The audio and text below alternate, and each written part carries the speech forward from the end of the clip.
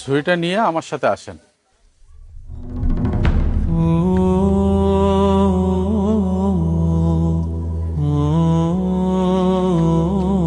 হুজুর, এই ঝুড়িতে আমি কি করব? আপনি তো কিছুই বলছেন না। আমার সাথে আসেন, বুঝতে পারবেন। হুজুর দাঁড়ান, আগে বলেন তো এই ঝুড়িতে আমি কি করব? এই ঝুড়িতে করে আপনি যদি নদী থেকে আমার জন্য এক ঝুড়ি পানি আনতে পারেন, তাহলে আপনি আপনার ছেলেকে নিয়ে বাসে যেতে পারবেন। এখন বুঝতে পারছি। কি বুঝতে পারছেন? আমার ছেলে আপনার মাদ্রাসায় পড়ে কেন কোরআন হাদিস মুখস্থ করতে পারে না আমার বোঝা হয়ে গেছে।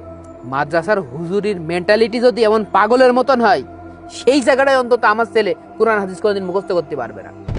আপনি রেগে যাচ্ছেন, মাথাটা ঠান্ডা করেন।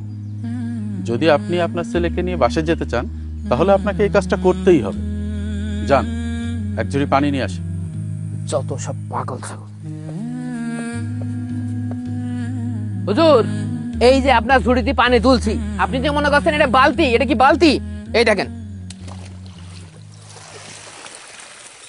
সব পানি পড়ে গিয়েছে। এই নেন আপনার ঝুড়ি। ঝুড়িতে কোনোদিন পানি ওঠে? মানি চল।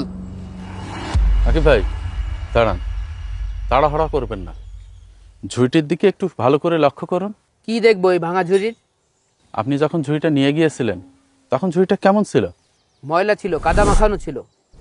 তো আর এখন এখন কি ময়লাগুলো আছে? না, একদম পরিষ্কার হয়ে গেছে। আমি আপনাকে এটাই বোঝাতে চেয়েছি।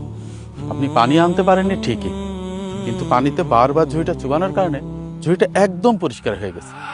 আপনি কি বোঝাতে যাচ্ছেন হুজুর? একটু ক্লিয়ার করে বলুন তো। আপনার সন্তান মাদ্রাসায় পড়ছে, কোরআন হাদিস শিখছে, তার মানে এই নয় যে ওকে কোরআন হাদিস মুখস্থ করে ফেলতে হবে। এই ঝুড়ির মতো সে হয়তো কোনো কিছু মনে রাখতে পারছে না, সব বেরি হয়ে যাচ্ছে, কিন্তু প্রতিদিন আল্লাহর কালাম পড়ার কারণে এই ঝুড়ির মতো প্রতিদিন ওর অন্তরটা পরিষ্কার হয়ে যাচ্ছে। একটা সময় আসবে যখন ওর অন্তরটা পুরোপুরি পরিষ্কার হয়ে যাবে, আল্লাহর দয়া নামবে। তখন দেখবেন ভাঙা ঝুড়িতেও পানি আটকাচ্ছে, আর খারাপ ছাত্র হাফেজ হয়ে যাচ্ছে। অধৈর্য হবেন না। আমাকে মাফ করে দেন হুজুর, আমি আসলে আমার ভুল বুঝতে পেরেছি। এখন থেকে আমার ছেলে আপনাদের মাদ্রাসায় পড়বে। মাদ্রাসা শিক্ষা মানে অন্তর পরিষ্কার করা। ভিডিওটি এখনই শেয়ার করে সবার মাঝে ছড়িয়ে দিন।